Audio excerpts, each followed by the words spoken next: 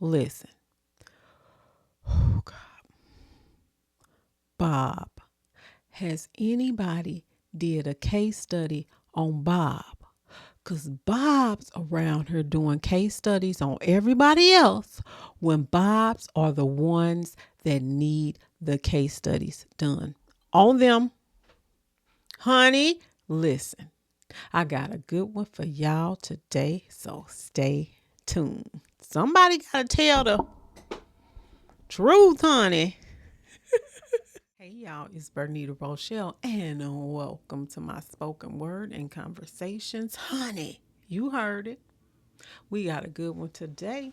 Listen, I'm not cross-eyed. It is the her or the glasses, honey, and we about to get right into this right now, honey. I wrote this one on February 4th, 2026. And I'm winding it down. I'm just trying to get these bobs out of my system because I don't understand them. Who y'all really need to do a case study on is Bob. Honey, that's who you need to do the case study on. You need to do the case study on Bob's, honey. Bob's have been doing case studies on everybody else like his ass is perfect. Yeah, yeah. When Bob's are really the ones that have been causing harm to others. Yes, he has. Ask Bob, why does he not know his neighbors? And tell him to tell the truth. Tell him to tell the truth. Ask him, why does he not know his neighbors? And Becca don't know him neither. Honey, they live in their own world. He don't know his neighbors. He don't even want to be around melanin and brown people, honey. Neither does Becca. No, she doesn't. And he does not, honey. There needs to be a case study done on them because they are the only men that struggle with themselves. Am I lying? Honey, am I lying? They really struggle with their masculinity and it shows. Yeah. Listen, here's an example. Bob will never wear pink. You want to know why? Oh, thank you. You want to know why? Okay, let me tell you. Because his daddy told him only girls wear pink. Honey? Now, on the other hand, Bob will sneak in his mother's closet and put on his mother's pink dress and look at himself in the mirror. Honey, when no one's looking. Am I lying? Am I lying, honey? No. Whew. Yes, honey. Bob's need a case study done on them. ASAP. ASAP. Capital A, capital SAP. Fast, quick, and hairy, honey. Bob's are really, really weird. They're sick little, they're little fellas. They're like these little tiny fellows that I'm about to show you up here. They're going to be somewhere up here, honey. Woo! The guy is the epitome of antisocial. He is lost. He is lost, honey. The Bobs, not all Bobs. Let's make that clear. We ain't talking about all Bobs. We talking about the Bobs that don't care about humanity. Okay, that's who we talking about when we talking about Bobs, because people get it twisted and be like, oh, get in my comments and be like, you're being prejudiced, right? No, I know exactly who I'm being. If I am, I know exactly who it's towards. And it's towards people that are not for melanin, brown, humanity, None of that. That's who it's for, okay? Bobs say that they have been treated unfairly for years. Honey, Bobs are so much. Woo! Bobs are so delusional. Oh my God, Bobs are a mess. Honey, Bobs need a case study done on them. I'm getting to my thoughts right now. And it was a case, the class was so good. This professor, doctor, was world renowned, okay? She was about it, okay?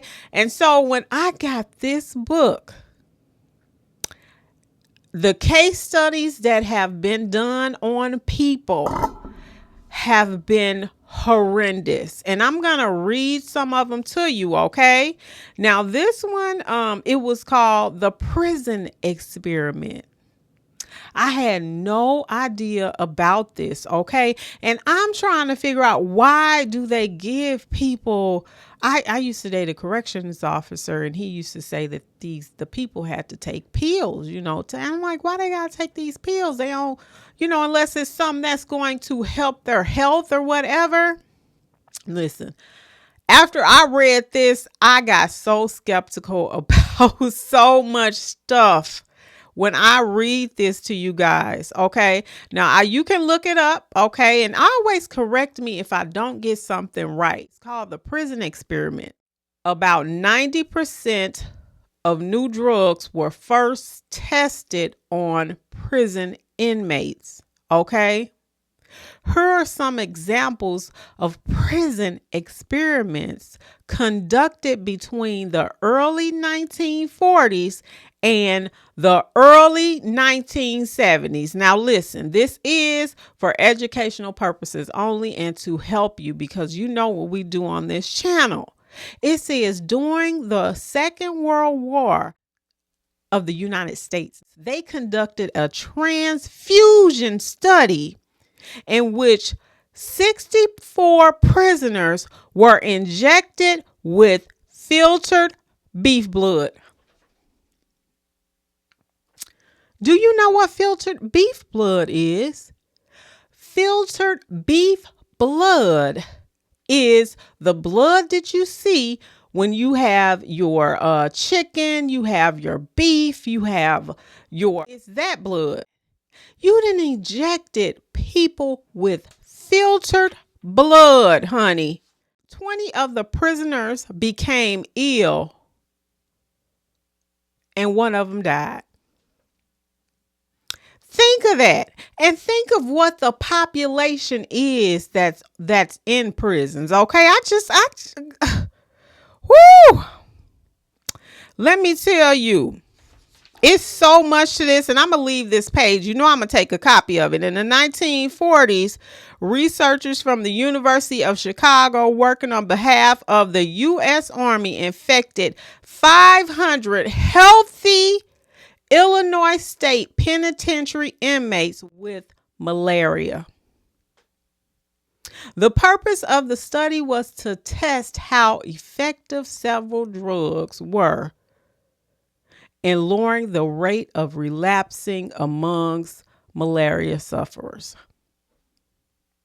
Now check this one out. During the 1950s, researchers exposed the testicles of 130 Oregon and Washington prisoners to radiation.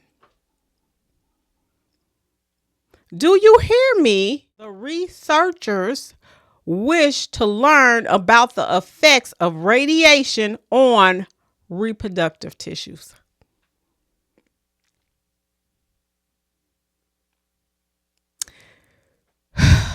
Listen, in 1963, researchers injected Ohio and Illinois prisoners with blood from leukemia patients. The researchers wanted to determine whether leukemia transmitted. Do you hear me? Y'all, this stuff is wow. And you want to sit up here and fill up all these prisons, right? With this knowledge, the military. Okay, wait, let me go on here to this one. This one's finna really trip you out. Then I'm going to just let you read it for yourself. During the Cold War in Holmesburg State Prison in Pennsylvania, PA. You know I love me some PA. The people seem so real. The U.S. Army gave inmates various doses of LSD and 6 other powerful mind-altering drugs that will disable half the people receiving it. With this knowledge, the military could put the drug in, for instance, a city water supply, therefore incapacitating its inhabitants. Listen. This is why I'm going to leave it right there. I'm going to let you read it. But this is, when I think about it, when I think about this, I can't even believe it. I can't believe it. This book had so many different things in it, but that was the particular one that I wanted to read to you about that one. And in some cases, you know, they may have asked the prisoners to do that with, you know, to see if they wanted to do the experiments, not in this particular one, but in some. But the thing about it was some of the people just, you know, wanted the amenities of it, the incentives of doing some of those things. And some of them didn't have a choice to. You know, but when you think about our people that are in prisons, how are they being treated and why? Even though they've done things, but why do they have to be treated like that? I'm not talking about all Bobs. So this is not for you, sir. So just pass on by and don't get up in here talking about what you're talking about. I'm talking about Bobs that do not believe in humanity for other people's lives. Okay? Because half of these people here were melanemic that was doing the testing on people. Okay? So it's so wild to see how somebody needs to do us research on them. I mean, we already have, you know, the proof that we're seeing now. Just by being here and experiencing the things here in the state that I'm in, like it's so wild. And I'm going to put some what I just saw today up. It really like tripped me out. You just hitting people cars, taking them, doing all this stuff. You're annoying. You're really annoying for no reason. Bob needs a case study done on him and them ASAP. Do you hear me? Bob is greedy. Bobs only think about money. Bobs are a special breed, okay? Bobs are antisocial. Bobs don't like nobody. So let's make that very clear. Melanemics, men are melanemic men. We know that there are good men out there too. But right now, Bobs are just the weirdest.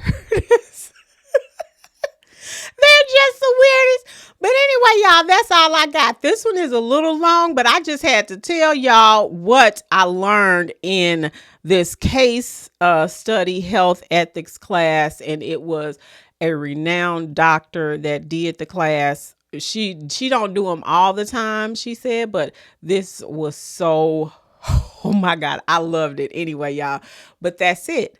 Listen, thank you to my new ones and thank you to my day ones. Y'all been riding with a girl and I am so grateful. Well, that's it. That's all for me today, y'all. Thank you so much for watching. Peace. Hey, y'all, it's Bernita Rochele and welcome to my spoken word and conversations.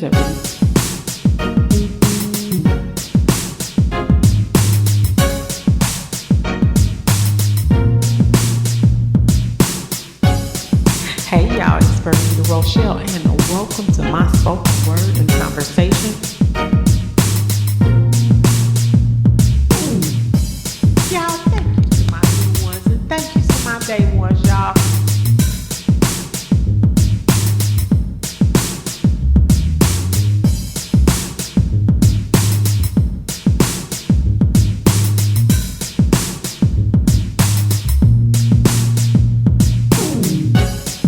Hey y'all, it's Bernita Rochele and welcome to my spoken word and conversation.